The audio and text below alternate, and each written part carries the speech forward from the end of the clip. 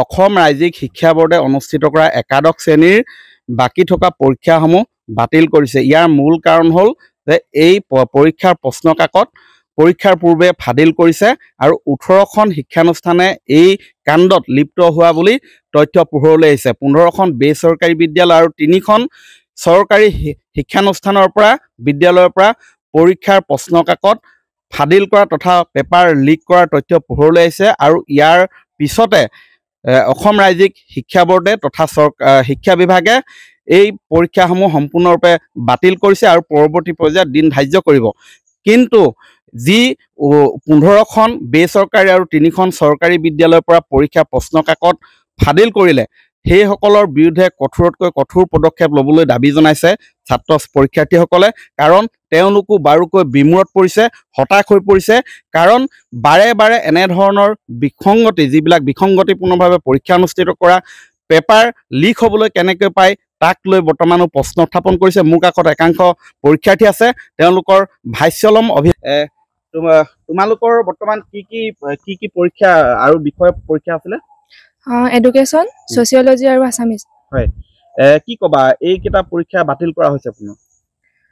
আমি এনেকুৱা কাম কৰাৰ বাবে বহুতে বেয়া পাইছোঁ। কাৰণ আমি কিছুমান প্লেনিঙত আমি পঢ়োঁ আৰু এই পঢ়াবোৰৰ বাবে এনেকুৱা কাম কৰাৰ বাবে আমাৰ এতিয়া পঢ়াও কিছুমান সমস্যাৰ সৃষ্টি হৈছে। এই ফাদিল কৰাৰ কাৰণে আমি যিসকলে মানে ফাদিল কৰিছে তেওঁলোকক যাতে কঠোৰ শাস্তি দিয়ে। আৰু কিবাটো প্লেনিং থাকে তোমালোকৰ? এতিয়া শেষ হোৱাৰ কথা আছিল 29 মাৰ্চত।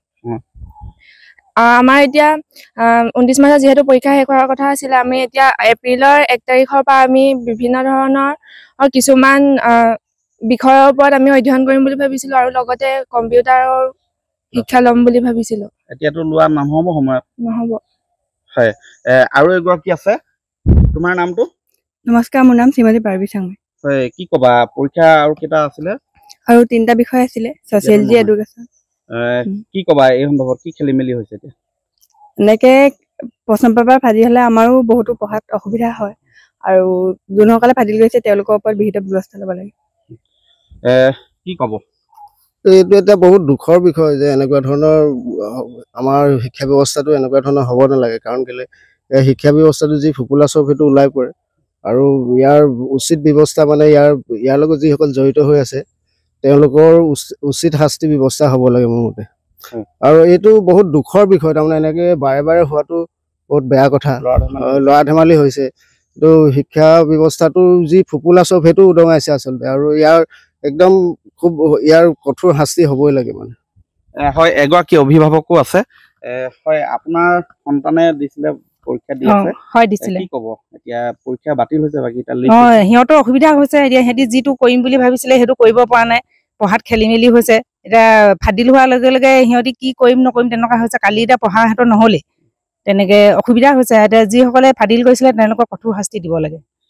হয়, তেওঁলোকে যিসকল শিক্ষানুষ্ঠানৰ পৰা প্ৰশ্ন কাকত আচলতে যিয়ে ফাদিল কৰিছে, পেপাৰ লিক কৰিছে, তেওঁলোকৰ বিৰুদ্ধে কঠোৰ শাস্তি প্ৰদানৰ দাবী জনাইছে।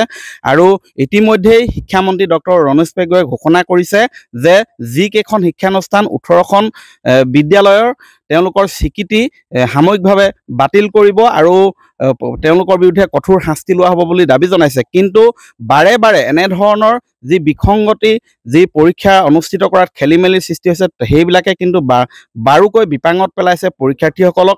মেট্ৰিকৰ সময়তো এনেধৰণৰ ঘটনা সংঘটিত হয়, বিগত বৰ্ষসমূহত হৈছিলে। ইয়াৰ পিছত এইবাৰ একাদশ শ্ৰেণীৰ অসম ৰাজ্যিক শিক্ষা বোৰ্ডে অনুষ্ঠিত কৰিছে। তেওঁলোকৰ নাম পূৰ্বতে বেলেগ আছিলে, নাম সলনি হ'ল কিন্তু চৰিত্ৰ সলনি নহ'ল। এই ধৰণৰ ঘটনা যাতে পুনৰ নহয় তাৰ বাবে আচলতে অধিক সজাগ হ'ব লাগে শিক্ষা বিভাগ, অসম ৰাজ্যিক শিক্ষা বোৰ্ড। এই কথা সকলোৱে দাবী তুলিছে। আপুনি বিচৰা বাতৰি পাব কেৱল নিউজ 18 এপত। নিউজ 18 এপ ডাউনলোড কৰিবলৈ স্কেন কৰক এই QR কোড। গুগল প্লে ষ্টৰতো পাব এই নিউজ 18 এপ।